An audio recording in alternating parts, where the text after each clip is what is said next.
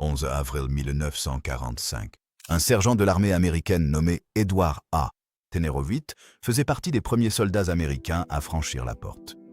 Il avait combattu à travers l'Afrique du Nord. Il avait débarqué sur les plages de Normandie. Il avait traversé les bocages de France et les forêts de Belgique. Il pensait avoir vu tout ce que la guerre pouvait montrer à un homme. Il n'avait pas vu Buchenwald. À l'intérieur des barbelés, environ 21 000 prisonniers restaient.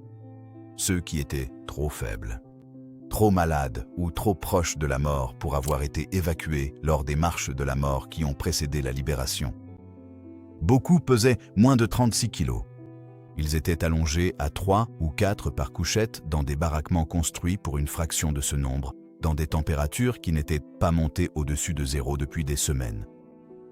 Les corps de ceux qui n'avaient pas survécu à la nuit étaient encore sur les couchettes à côté d'eux. Il n'y avait personne pour les emporter. Le correspondant Edward R. Murrow visita le camp 4 jours plus tard et fit un reportage radio qui serait rediffusé dans les salons à travers l'Amérique et la Grande-Bretagne.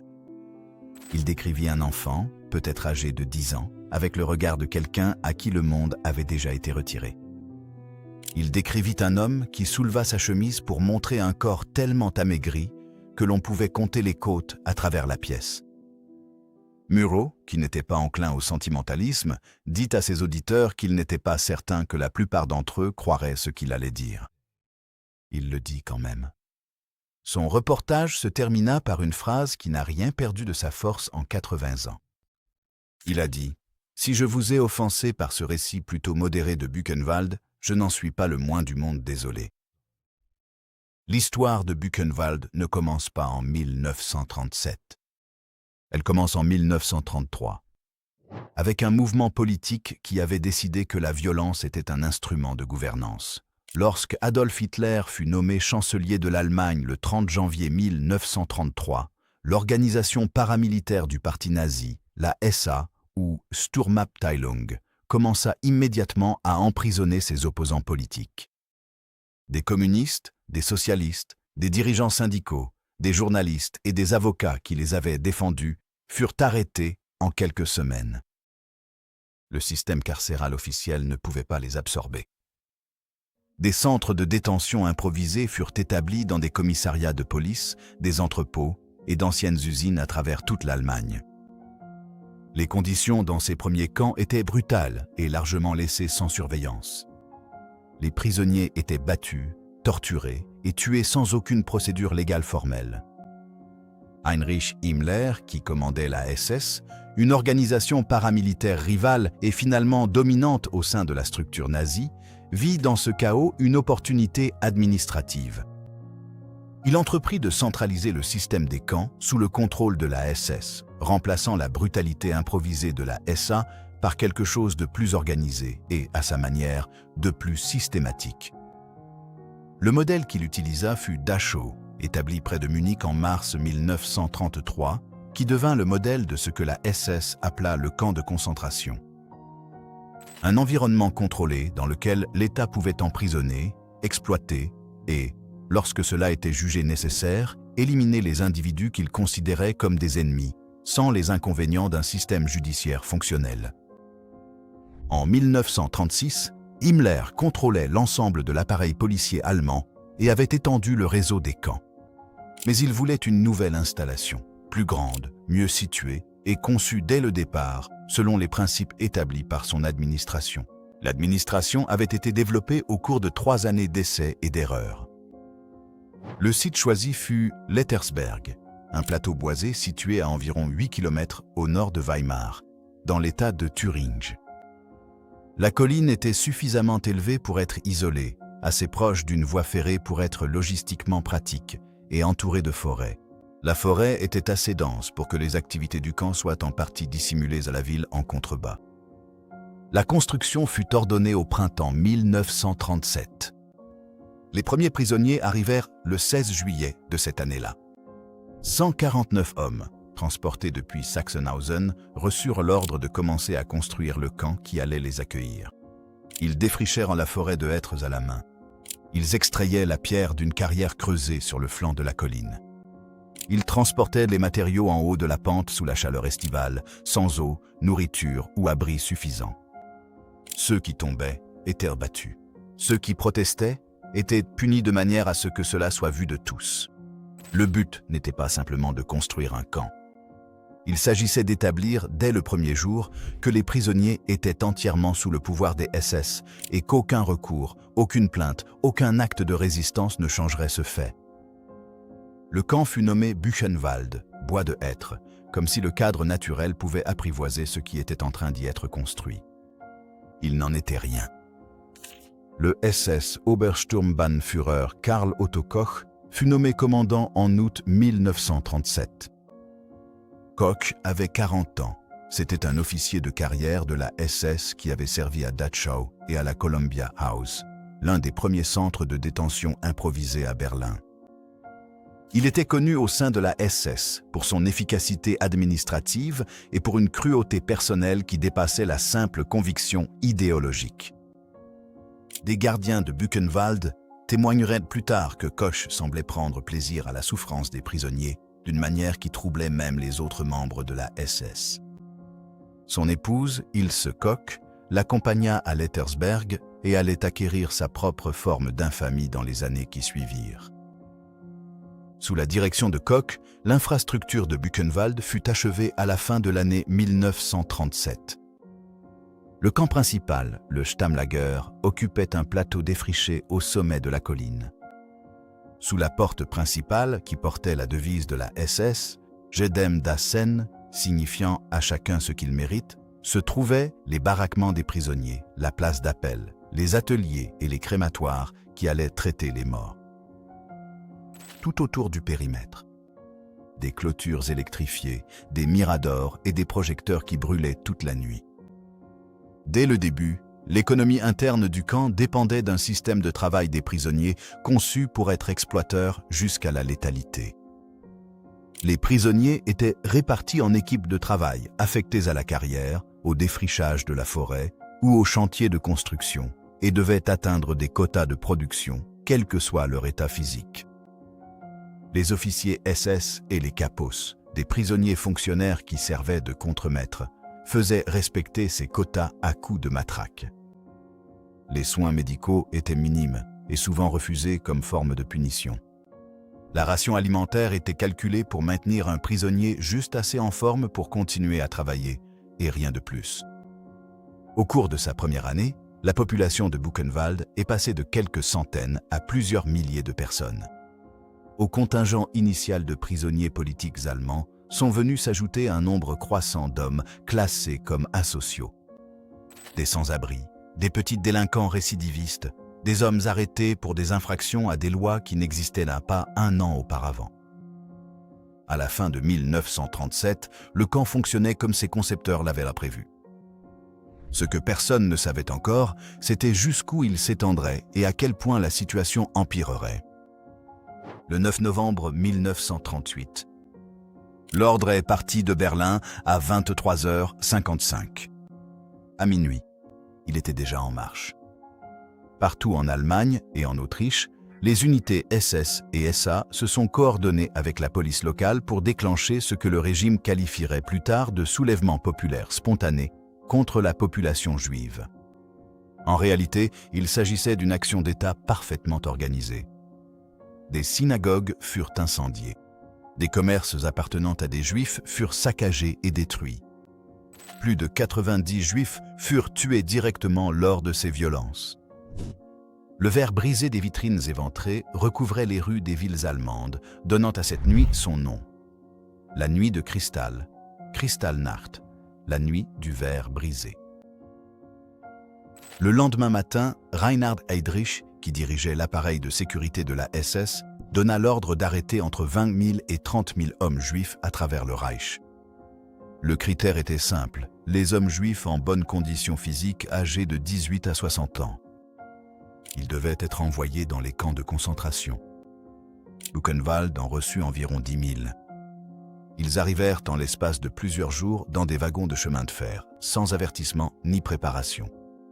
Le camp avait une capacité d'accueil d'environ 8 000 prisonniers, dans des conditions déjà surpeuplées.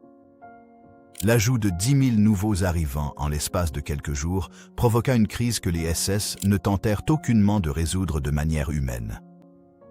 Les nouveaux prisonniers furent maintenus dans une section du camp, en dehors du système régulier des baraquements, dans des zones d'assemblée à ciel ouvert et des enclos improvisés, où ils n'avaient aucun abri contre le froid de novembre. Leurs effets personnels avaient été confisqués à l'entrée. Ils ne reçurent presque aucune nourriture. On leur refusa l'accès aux installations sanitaires limitées dont disposaient les prisonniers déjà présents. Appel nominal. Les rassemblements biquotidiens, au cours desquels chaque prisonnier devait être comptabilisé, duraient des heures dans des températures inférieures à 0. Des hommes qui, la semaine précédente, étaient hommes d'affaires, médecins, enseignants et propriétaires d'usines, se tenaient là, dans l'obscurité et sans vêtements adéquats, pour des assemblées qui ne servaient qu'à démontrer le pouvoir absolu des SS sur chaque aspect de leur survie. Les gardes se frayaient un chemin à travers la foule, armés de gourdins et de fouets. Il n'existait aucune politique officielle d'exécution extrajudiciaire. Les arrestations de la nuit de cristal étaient destinées à servir de tactique de terreur et de mécanisme d'extorsion financière, non à une opération d'extermination. Mais les conditions étaient telles que la mort était inévitable. Au cours des 6 semaines environ pendant lesquelles les prisonniers de la nuit de cristal sont restés à Buchenwald, entre 244 et 255 d'entre eux sont morts. Ils sont morts de froid, de faim, de coups et de ce que les registres médicaux du camp décrivaient, avec une précision bureaucratique, comme une insuffisance cardiaque. Les survivants furent libérés par étapes entre novembre et janvier, à condition qu'ils émigrent d'Allemagne et abandonnent leurs biens et propriétés à l'État. La plupart l'ont fait. Le mécanisme de coercition avait fonctionné comme prévu. Terreur, suivi d'extorsion, suivi d'expulsion forcée. Les Juifs étaient chassés d'Allemagne. Leurs richesses confisquées, leur communauté brisée, à un rythme que la direction nazie jugeait satisfaisant. Pour l'instant. Mais l'épisode de la nuit de cristal avait révélé quelque chose à propos du système des camps de concentration qui allait façonner son développement ultérieur. Cela révélait que les camps pouvaient absorber un nombre presque illimité de prisonniers dans presque n'importe quelles conditions, avec pratiquement aucune responsabilité extérieure. Aucun tribunal allemand n'était intervenu. Aucun organisme international n'avait imposé l'accès. Les populations des villes environnantes ne s'étaient pas soulevées pour protester. Le mécanisme d'emprisonnement de masse pouvait être étendu presque indéfiniment. La leçon a été retenue. Tout au long de 1939, alors que l'Allemagne se dirigeait vers la guerre, la population carcérale de Buchenwald a de nouveau changé. Les prisonniers politiques, les communistes allemands, les socialistes et les organisateurs syndicaux restaient le groupe dominant. Mais ils furent rejoints par un nombre croissant de témoins de Jéhovah qui, pour des raisons religieuses, refusaient de servir dans l'armée allemande et étaient donc emprisonnés indéfiniment. Et par des Roms et des Sinti, des hommes arrêtés en vertu des lois raciales que le régime étendait progressivement pour englober chaque groupe qu'il souhaitait persécuter. En septembre 1939, l'Allemagne a envahi la Pologne. La guerre a commencé. Et avec elle, le système des camps de concentration entra dans une nouvelle phase. Une phase où la population carcérale viendrait de tous les coins de l'Europe occupée. Et les objectifs des camps allaient s'élargir de façon que même leurs concepteurs n'avaient pas entièrement formulé. Buchenwald était prêt à les accueillir. Les SS ne considéraient pas les êtres humains simplement comme des ennemis à emprisonner ou à détruire. Ils les considéraient comme une ressource. Dès les premières années du système des camps, Himmler et ses administrateurs avaient développé ce qu'ils appelaient le concept d'anéantissement. Par le travail, l'idée était que les prisonniers pouvaient être exploités jusqu'à leur destruction physique tout en produisant un rendement économique maximal avant leur mort. Cette approche associait l'élimination idéologique à la productivité économique d'une manière qui séduisait la logique industrielle et financière de l'État nazi. À Buchenwald, ce concept prit une forme particulièrement organisée. La principale opération de travail forcé du camp était une carrière, la Deutsche Ausrüstungswerke, ou DAW, les ateliers d'équipement allemands, une entreprise appartenant à la SS qui extrayait de la pierre du flanc de la colline d'Ettersberg pour l'utiliser dans des projets de construction à travers le Reich. La carrière était l'affectation la plus dangereuse du camp. Les prisonniers travaillaient par équipe de 12 heures à déplacer des pierres à la main avec des outils inadéquats et sous une surveillance délibérément abusive. Les chutes, les écrasements et les effondrements sous le poids des pierres étaient enregistrés comme des accidents. Beaucoup n'étaient pas des accidents. Au-delà de la carrière, le camp exploitait une série d'ateliers, métallurgie, menuiserie, couture, reliure, qui produisaient des biens pour l'usage de la SS et pour la vente commerciale. Le travail n'était pas rémunéré. Les prisonniers recevaient des rations calculées pour maintenir une capacité de travail minimale et rien de plus. Lorsqu'un prisonnier voyait sa capacité décliner en dessous du seuil d'utilité économique, il existait un mécanisme pour cela aussi. Transfert au bloc des invalides, reclassification officielle comme inapte au travail, et mort éventuelle par négligence ou action délibérée. La population de prisonniers qui effectuaient ce travail provenait de plus en plus de l'extérieur de l'Allemagne. Suite à l'occupation de la France, de la Belgique, des Pays-Bas, de la Norvège et du Danemark, entre 1940 et 1941, des milliers de prisonniers d'Europe occidentale arrivèrent à Buchenwald. Combattants de la résistance, otages pris pour des représailles collectives, opposants politiques au régime de collaboration, et individus arrêtés sous les appareils de sécurité nazis aux définitions très larges de la criminalité. Ils arrivaient en parlant différentes langues, avec des convictions politiques diverses et des capacités très variables à survivre aux conditions qu'ils rencontraient. L'arrivée des prisonniers de guerre soviétiques en 1941 représentait une évolution catégoriquement différente.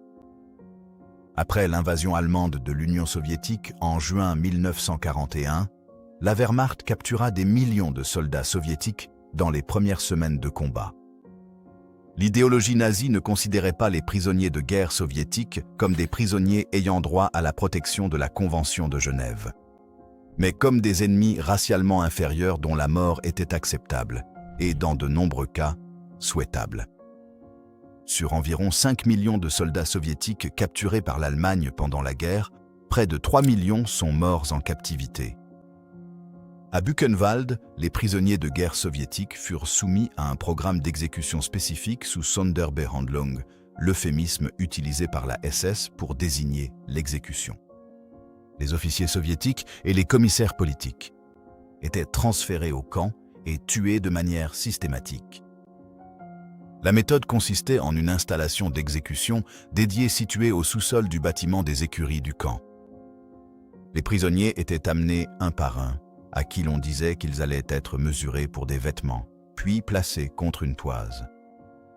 Dissimulée dans la toise se trouvait une fente à travers laquelle un garde SS, posté dans une pièce adjacente, tirait une balle de pistolet dans la nuque du prisonnier. Le corps était ensuite évacué par une sortie séparée. La précision clinique de la conception était intentionnelle.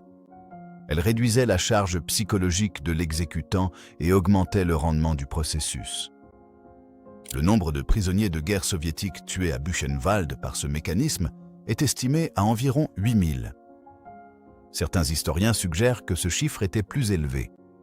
Les registres, comme une grande partie de la documentation de Buchenwald, ont été détruits ou falsifiés dans les derniers jours de fonctionnement du camp. Dès 1942, Buchenwald s'était étendu au-delà du camp principal pour inclure un réseau de camps satellites, les Außenlager, répartis à travers l'Allemagne centrale. Ces camps satellites étaient rattachés à des usines, des chantiers de construction et des installations militaires où la main-d'œuvre des prisonniers était recherchée. Le camp principal de l'Ettersberg servait de centre de traitement et d'administration pour ce vaste réseau, qui, à son apogée, comprenait plus de 87 camps satellites. Et il abritait des dizaines de milliers de prisonniers supplémentaires, en plus de ceux recensés dans les registres officiels du camp principal. Cette exploitation humaine organisée à l'échelle industrielle n'était pas un simple sous-produit de la guerre. C'était une architecture délibérée. Elle a été conçue par des hommes qui portaient l'uniforme, détenaient des grades et rédigeaient des rapports trimestriels. Et il ne fonctionnait pas isolément, mais en partenariat avec des entreprises allemandes et des agences gouvernementales qui savaient, avec suffisamment de détails, exactement ce qu'elles utilisaient. Il consignait ses découvertes dans un carnet. Il notait les dates d'infection, l'évolution des symptômes, les dates de décès. Il soumettait ses rapports par les voies administratives appropriées de la SS. Il recevait des retours, des suggestions d'ajustement de sa méthodologie et poursuivait son travail. Il s'appelait Erwin Dingschuler. Son grade était SS Sturmbannführer, équivalent à celui de commandant. Son titre était médecin et les sujets de ses expériences étaient les prisonniers de Buchenwald, qui n'avaient pas consenti à participer et qui n'avaient aucun moyen de refuser.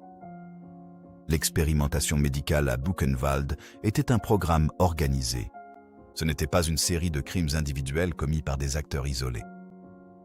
Il était approuvé par l'établissement médical SS, coordonné avec des entreprises pharmaceutiques allemandes et supervisé par des responsables titulaires de diplômes universitaires allemands.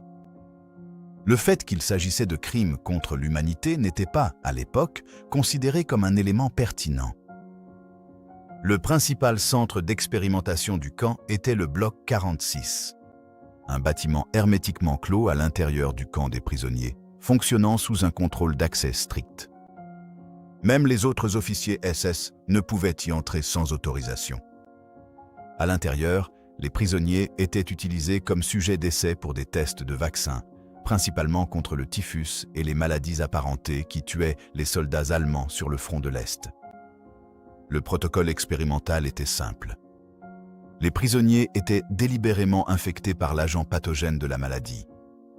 Certains recevaient alors des vaccins ou des traitements expérimentaux. D'autres étaient laissés sans traitement en tant que sujets témoins. Les résultats étaient surveillés et consignés.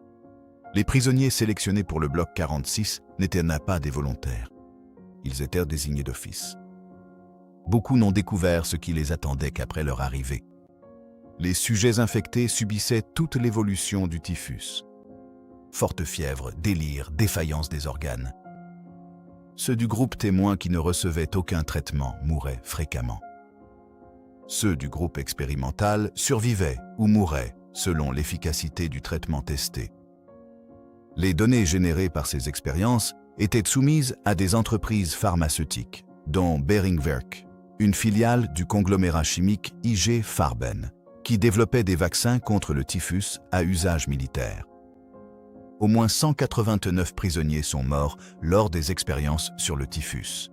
D'autres décès ont résulté d'expériences sur les brûlures au phosphore, d'essais de traitement contre la typhoïde et la tuberculose, ainsi que d'un programme testant la toxicité de diverses substances, en les introduisant dans la nourriture ou les boissons données aux prisonniers à leur insu. Les hommes qui ont conçu et mené ces expériences n'étaient pas des sadiques au sens conventionnel du terme. Ils n'étaient pas principalement motivés par le désir d'infliger de la douleur. Ils étaient motivés par l'arrivisme, par une véritable curiosité scientifique, opérant dans un cadre qui avait privé leur sujet de tout statut légal et moral. Un cadre qui aurait rendu ces expériences impensables dans tout autre contexte et par les structures d'incitation institutionnelle de l'établissement médical SS qui récompensaient la productivité et la publication. Les expériences étaient un crime. Elles étaient aussi, d'un point de vue bureaucratique, parfaitement normales. Le médecin du camp dont les crimes étaient les plus visibles pour la population des prisonniers n'était pas Dingschuler, mais Wilhelm Hoven, qui a occupé le poste de médecin-chef du camp de 1942 jusqu'à son arrestation. La pratique particulière de Hoven consistait à administrer des injections létales de phénol aux prisonniers devenus gênants.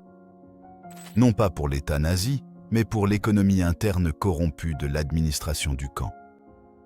Il tuait des prisonniers qui avaient été témoins de crimes financiers commis par des officiers SS. Il tuait des prisonniers qui pouvaient témoigner contre le commandant. Il tuait, comme l'a dit un survivant, sur commande. Ce détail, un médecin SS qui tuait pour protéger la SS. La corruption éclaire un aspect de la culture interne de Buchenwald que les statistiques sur les décès ne révèlent pas. Le camp n'était pas simplement une machine à traiter des prisonniers. C'était une institution avec sa propre politique interne, ses propres hiérarchies de pouvoir et sa propre économie de la violence. Cette politique allait finir par dévorer l'homme qui l'avait construite, Karl Otto Koch, le commandant. Celui qui avait fondé Buchenwald et présidé à ses 6 premières années fut arrêté par la SS en 1943.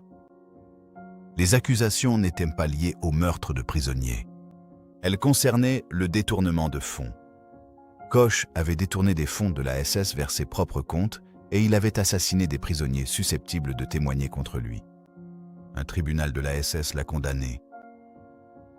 Le 5 avril 1945, 6 jours avant l'arrivée des forces américaines, Karl Otto Koch a été exécuté dans le camp qu'il avait construit, fusillé dans la forêt de Buchenwald. Sa femme, Ilse Koch, avait été arrêtée 2 ans plus tôt et était emprisonnée en attendant son propre procès. Elle survivrait à la guerre, ferait face à 2 procès distincts, l'un américain, l'autre allemand, et mourrait de sa propre main dans une prison d'Allemagne de l'Ouest en 1967. Le système qui avait créé Buchenwald s'était retourné contre son propre architecte. Mais le camp continua de fonctionner sous la direction de son successeur, le SS Obersturmbannführer Hermann Pister, qui en superviserait l'exploitation jusqu'au dernier jour. Tout le monde à Buchenwald ne s'est pas contenté d'endurer. Certains ont résisté, pas toujours avec des armes, mais avec quelque chose que les SS n'avaient pas anticipé. Organisation. Les prisonniers politiques qui étaient à Buchenwald depuis ces premières années étaient, dans de nombreux cas, des organisateurs expérimentés. Beaucoup de prisonniers communistes allemands arrivés en 1937 et 1938 avaient passé des années dans le mouvement clandestin avant leur arrestation. Ils comprenaient l'organisation clandestine, l'utilisation de communications codées, l'importance de la compartimentation et la logique à long terme de construire des réseaux au sein d'environnements hostiles. En captivité, ils ont appliqué ces compétences avec une discipline extraordinaire dans le but de la survie collective. Les SS avaient créé un système d'administrateurs parmi les prisonniers, servant d'intermédiaire entre les gardiens et la population carcérale générale. L'objectif était de diviser la communauté des prisonniers et de créer une couche d'exécutants ayant un intérêt personnel à maintenir la hiérarchie existante. Dans de nombreux camps, ce système a atteint l'effet escompté. Les prisonniers fonctionnaires s'identifiaient au pouvoir qui les avait nommés et appliquaient les ordres des SS avec enthousiasme. À Buchenwald, la résistance clandestine a systématiquement subverti ce système.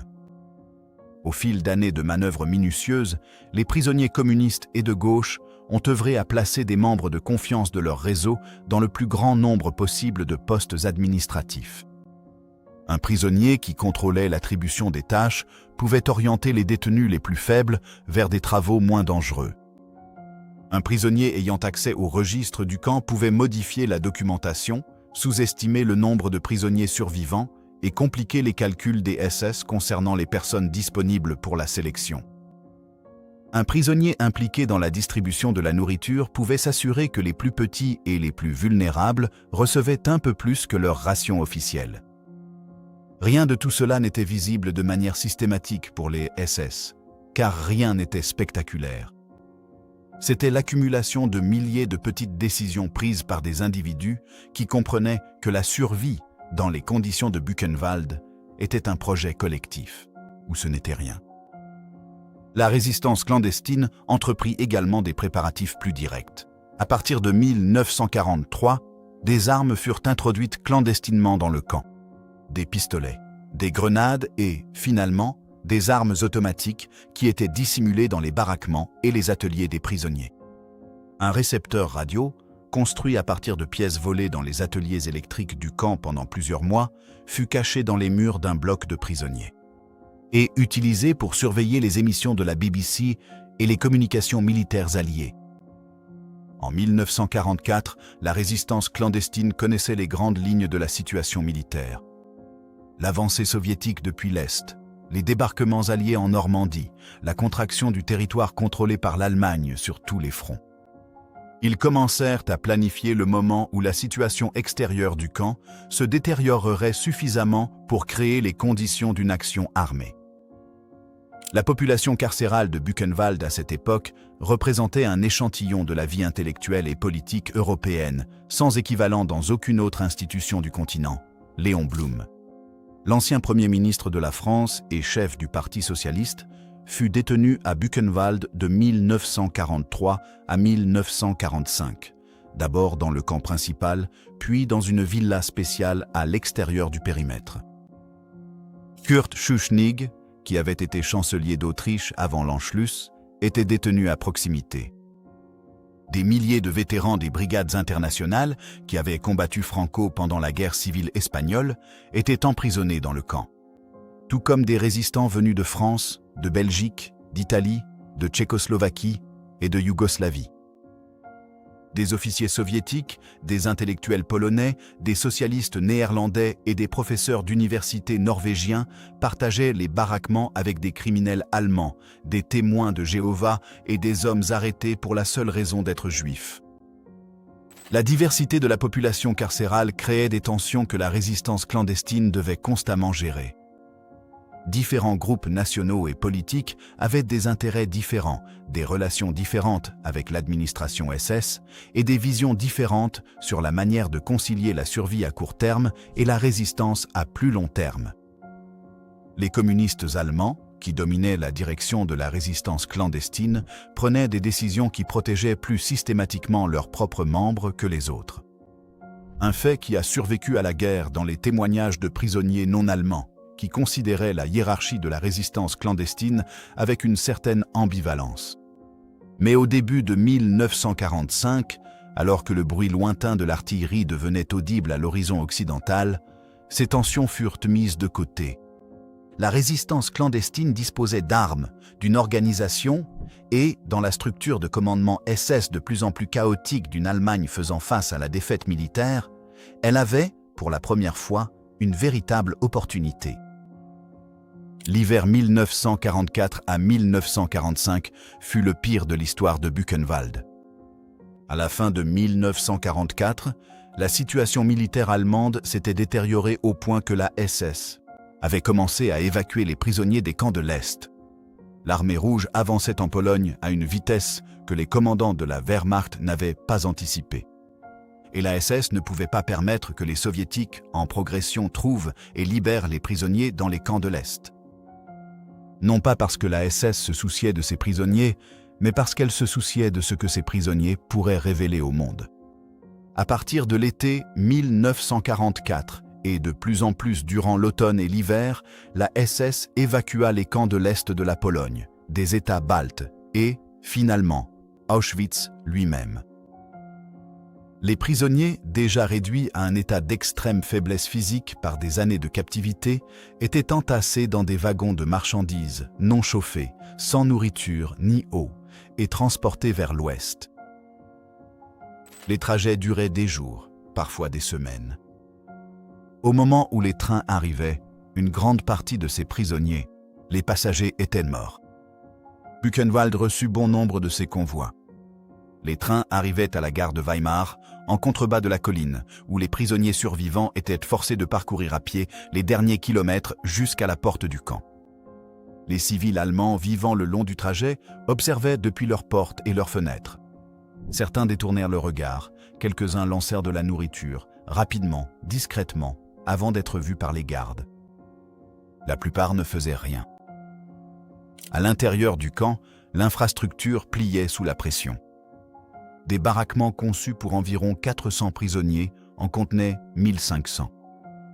L'approvisionnement en eau, qui avait toujours été insuffisant, céda sous la pression de la population accrue.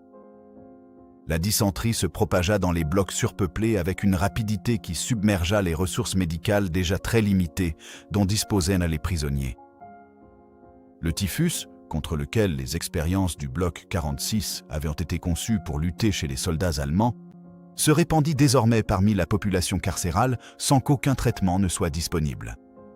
Les morts s'accumulaient à un rythme que les crématoires ne pouvaient pas suivre. Parmi ceux qui arrivèrent à Buchenwald en janvier 1945 se trouvait un garçon de 15 ans qui avait été transporté depuis Auschwitz à l'approche de l'armée soviétique. Il s'appelait Eliezer Wiesel. Il arriva épuisé, ayant accompli une marche de la mort à travers l'hiver polonais avant le voyage en train vers l'ouest. Son père était avec lui. Ils ne resteraient pas ensemble bien longtemps. Shlomo Wiesel, le père d'Eli, est mort à l'infirmerie de Buchenwald dans les dernières semaines de janvier 1945. Il est mort de dysenterie, d'épuisement et du poids accumulé de tout ce qu'il avait enduré. Il était âgé d'une quarantaine d'années passées. Son fils, qui passerait le reste de sa vie en tant que témoin et écrivain, a décrit la mort de son père dans des termes qui refusaient toute sentimentalité. C'était une mort qui n'aurait pas dû être possible, dans un lieu qui n'aurait pas dû exister. Et aucun mot, écrivait-il dans les décennies qui suivirent, ne la rendait plus compréhensible. Pendant ce temps, la SS mettait en œuvre ce que ses documents internes décrivaient comme le nettoyage du camp. Des ordres venus de Berlin spécifiaient que Buchenwald devait être évacué avant que les forces américaines approchantes ne puissent l'atteindre. Entre le 28 mars et le 10 avril 1945, plus de 28 000 prisonniers furent contraints de quitter le camp à pied en direction du sud et de l'est. Les gardes qui accompagnaient les colonnes tirèrent sur quiconque ne pouvait pas suivre le rythme. Des corps furent laissés le long des routes de Thuringe pour que les civils locaux les découvrent dans les jours qui suivirent. Environ 7 000 prisonniers moururent lors des marches de la mort de Buchenwald. Certains tués par balles, beaucoup d'autres morts d'épuisement et d'exposition. D'autres simplement à cause de l'effondrement de corps qui survivaient sans rien depuis des mois. À l'intérieur du camp, alors que les dernières colonnes partaient, les gardes SS commencèrent à abandonner leur poste. La nouvelle se répandait à travers le réseau radio de la résistance. Des unités blindées américaines approchaient par l'ouest. La direction de la résistance clandestine tint sa dernière réunion. Les armes accumulées au fil des années furent distribuées. Le moment tant attendu et préparé était arrivé. Le matin du 11 avril 1945, le dernier personnel administratif SS quitta le camp. Les miradors étaient désormais inoccupés. Les portes n'étaient plus gardées. À 15h15, les premiers véhicules américains de la 6e division blindée gravirent la colline. Les prisonniers assez forts pour marcher allèrent à la rencontre des Américains à la porte. Ils s'étaient, au sens strict, déjà libérés eux-mêmes. Les groupes armés de la résistance souterraine avaient pris le contrôle des miradors et du périmètre dans les heures précédant l'arrivée des Américains, s'assurant qu'aucune tentative des SS de détruire des preuves ou d'exécuter les prisonniers restants ne puisse aboutir.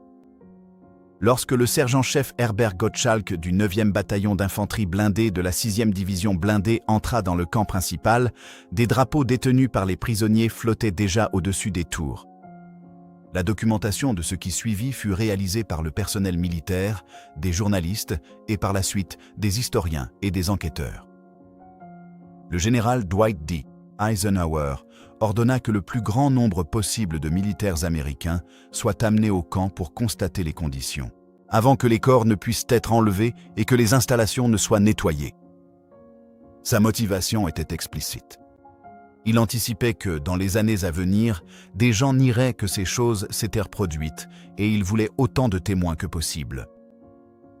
Le général George S. Patton, qui commandait la 3e armée et qui, à ce stade de la guerre, avait déjà vu les conséquences de certains des combats les plus violents de l'histoire moderne, visita Buchenwald peu après la libération. Il fut visiblement bouleversé. Les témoignages des officiers qui l'accompagnaient rapportent qu'il est tombé physiquement malade pendant la visite et n'a pas pu la terminer. Il ordonna ensuite au maire de Weimar et à d'autres notables de la ville de se rendre au camp et d'en constater le contenu de leurs propres yeux. Ils sont venus. Ils traversèrent les baraquements, croisant les morts, croisant les vivants qu'on pouvait à peine distinguer des morts.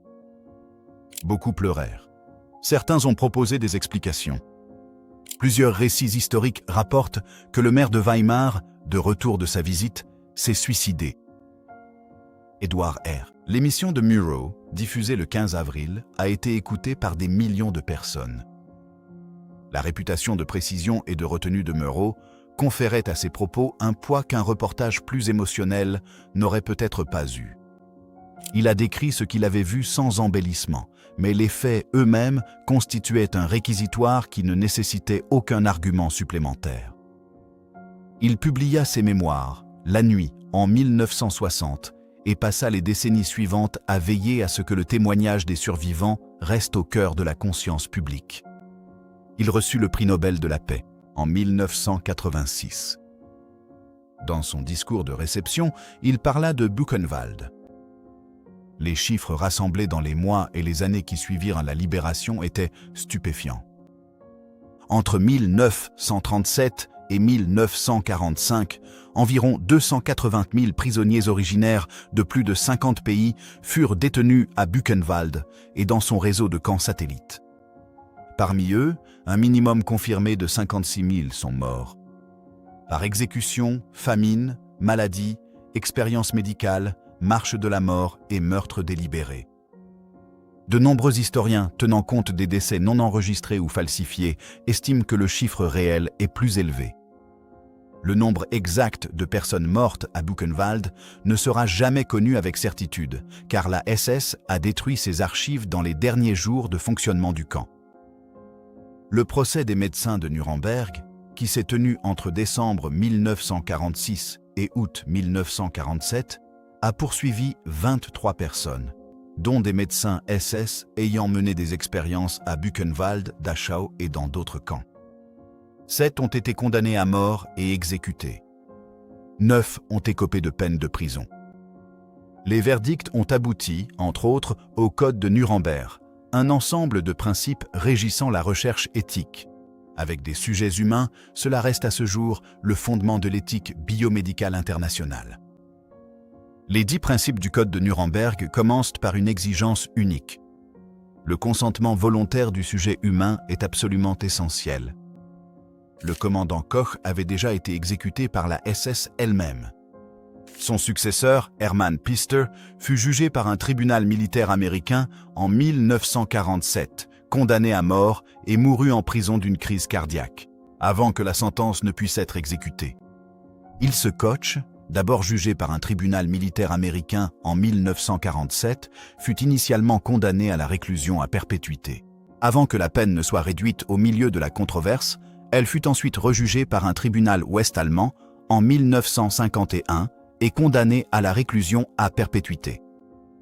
Elle s'est suicidée dans sa cellule à la prison d'Eichach le 1er septembre 1967. Erwin Dingschuler, qui avait mené les expériences sur le typhus dans le bloc 46, fut arrêté après la guerre et se préparait à témoigner au procès des médecins de Nuremberg. Il est mort en détention en août 1945, officiellement enregistré comme un suicide, avant le début du procès. Le jugement a bien eu lieu. Il fut aussi, inévitablement, incomplet. La colline d'Ettersberg est aujourd'hui un lieu de mémoire. La zone principale du camp a été préservée en tant que mémorial de Buchenwald, administré par l'État allemand de Thuringe et visité chaque année par des centaines de milliers de personnes. La porte en fer, avec son inscription « Jedem Dassen », se dresse toujours à l'entrée de l'ancien camp. La place d'appel, où des dizaines de milliers de prisonniers restaient debout pendant des heures dans l'obscurité hivernale pendant que les gardiens les comptaient, est aujourd'hui une vaste étendue vide. Le bâtiment des crématoires est conservé. Il en va de même pour le sous-sol du bloc des écuries, où le mécanisme d'exécution pour les prisonniers de guerre soviétiques avait été installé.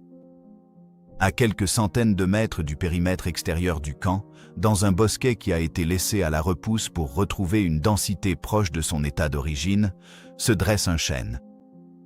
Il est grand et ancien selon la tradition. Une tradition que les SS eux-mêmes ont entretenue pendant le fonctionnement du camp. C'est l'arbre sous lequel Johann Wolfgang von Goethe se serait un jour reposé lorsqu'il parcourait ces bois au début du XIXe siècle. Goethe, qui a écrit Faust, Les souffrances du jeune Werther et certains des poèmes lyriques les plus célèbres de la langue allemande aimaient l'Ettersberg. Il en a parlé dans ses écrits, il considérait cet endroit comme particulièrement beau. Les SS ont préservé cet arbre alors que le camp fonctionnait tout autour. Il y a dans ce détail quelque chose qui résiste à une interprétation simple. Ce n'est pas que les hommes qui ont construit et dirigé Buchenwald étaient incapables d'apprécier la beauté, la civilisation ou les réalisations culturelles du passé allemand. C'est qu'ils avaient construit un cadre idéologique dans lequel le meurtre systématique d'êtres humains et la préservation du chêne d'un poète étaient parfaitement compatibles, où l'un n'excluait pas l'autre, ne semblait même pas être en tension avec l'autre. C'est peut-être là la leçon la plus troublante de Buchenwald. Non pas que ces auteurs aient été des monstres séparés de la civilisation qui les a produits, mais qu'ils en étaient les produits. Ils étaient diplômés des universités allemandes, abonnés à des journaux allemands, fréquentant les salles de concert allemandes. L'idéologie qui a autorisé ce qu'ils ont fait à Buchenwald ne leur a pas demandé d'abandonner la civilisation. Elle leur a demandé de redéfinir qui en faisait partie. La proximité du camp avec Weimar a toujours imposé cette question. La fumée du crématorium était visible depuis la ville. Les trains transportant les prisonniers passaient par la gare de Weimar. Des entreprises allemandes ont passé des contrats avec la SS pour utiliser la main-d'œuvre des prisonniers et ont envoyé des factures pour les services rendus. La Croix-Rouge a reçu des rapports sur les conditions dans le camp et n'a pas agi avec suffisamment de fermeté. Les citoyens de l'une des villes les plus distinguées culturellement d'Europe vivaient à portée de vue de l'une des institutions de mise à mort les plus systématiques du continent. Et la majorité d'entre eux ont continué, pendant les années où le camp a fonctionné, à vivre leur vie. Ce qu'ils savaient et ce qu'ils ont choisi de ne pas savoir demeure l'une des questions centrales de l'historiographie de la Shoah. C'est une question qui n'admet aucune réponse confortable. L'historien Nikolaus Waxman, dont l'étude exhaustive sur le système des camps de concentration nazis a été publiée en 2015, écrit que les camps étaient un secret de Polichinelle. Connu dans ses grandes lignes du public allemand, même si les détails les plus précis des opérations de mise à mort étaient délibérément dissimulés. La population de Weimar n'avait pas besoin de savoir que des prisonniers de guerre soviétiques étaient abattus d'une balle dans la nuque dans un sous-sol sur la colline au-dessus de leur ville. Ils en savaient déjà bien assez. Les survivants qui ont vécu pour témoigner ne parlaient pas d'une seule voix. Certains, comme Elie Wiesel, soutenaient que le souvenir était en soi une forme de résistance. Que se souvenir avec exactitude, refuser que les faits soient édulcorés ou niés, était l'acte le plus significatif à la portée de ceux qui n'avaient pas été présents. D'autres, comme Primo Levi, qui a survécu à Auschwitz et a écrit sur le système des camps avec une clarté analytique presque insoutenable à lire, soutenaient que la mémoire ne suffisait pas, que la compréhension était nécessaire et que cette compréhension impliquait d'affronter non seulement les bourreaux, mais aussi les témoins passifs. Non seulement la cruauté exceptionnelle des SS, mais aussi la complicité ordinaire des institutions et des populations qui ont continué à fonctionner pendant l'existence des camps. Le mémorial de Buchenwald reçoit chaque année des centaines de milliers de visiteurs. Des groupes scolaires d'Allemagne et de toute l'Europe viennent parcourir la place d'Appel, se tenir dans les baraquements et voir la documentation qui a été rassemblée. La loi allemande impose l'enseignement de la Shoah dans les écoles publiques. Le pays a construit une culture du souvenir qui est, selon toute comparaison, plus sérieuse et plus soutenue que presque partout ailleurs. Et pourtant, les propres administrateurs du mémorial reconnaissent qu'ils mènent un combat constant contre la minimisation, contre l'érosion de la mémoire historique, contre la tendance humaine à normaliser le passé en le rendant plus petit qu'il ne l'était. Buchenwald n'était pas petit. Il a fonctionné pendant près de 8 ans. Il a tué 56 000 personnes dans un pays d'abord en paix puis en guerre, un pays dont la population était consciente de son existence, et qui a choisi, massivement, de continuer comme si ce camp n'existait pas. Il a été conçu construit, administré et agrandi par des hommes ordinaires, suivant des incitations institutionnelles dans un cadre institutionnel qui avait été systématiquement mis en place, pour faire en sorte que le meurtre de groupes désignés ne soit pas seulement permis, mais exigé. Le général Eisenhower a eu raison d'ordonner que le plus grand nombre possible de témoins soient amenés à le voir. Il avait compris quelque chose que les organisateurs de l'évacuation du camp avaient également compris, que la force de ce qui avait été fait là-bas résidait en partie dans sa visibilité, et que la seule réponse à un crime de cette ampleur était de le regarder en face, sans détourner les yeux, et de refuser toute explication de la nature humaine ou des institutions humaines qui le rendrait impossible. Ce n'était pas impossible. C'est arrivé. C'est arrivé sur une colline boisée au-dessus d'une ville célèbre pour ses poètes, au cœur de l'un des pays les plus instruits du monde, dans la mémoire vivante de personnes qui sont encore en vie. Les êtres de Lettersberg sont toujours là. Le portail aussi. Tout comme la question que le portail pose à tous ceux qui le franchissent. Je dème Dassen, à chacun ce qu'il mérite. Les personnes mortes à Buchenwald ne méritaient pas ce qu'elles ont subi. La tâche qui incombe à tous ceux qui héritent de leur mémoire est de comprendre, clairement et sans réconfort, comment exactement ce qu'ils ont subi a été rendu possible, et de refuser que ces mécanismes puissent se reconstituer sous quelque forme que ce soit, dans n'importe quel pays, à n'importe quelle époque. Ce refus n'est pas passif. Il exige de la vigilance. Il exige de reconnaître que les institutions capables de cruauté systématique ne se présentent pas comme telles. Elles se présentent comme l'ordre, l'efficacité, la protection de la communauté, comme l'application de la justice à ceux qui la méritent. Je dème Dassen. La phrase est un avertissement. Elle l'a toujours été. Si cette histoire vous a ému, interpellé ou vous a aidé à voir la Seconde Guerre mondiale différemment, ce serait un honneur de vous compter parmi notre communauté grandissante. S'abonner n'est pas qu'un simple clic. C'est une façon de soutenir des histoires plus puissantes, des voix oubliées et davantage de vérité du passé.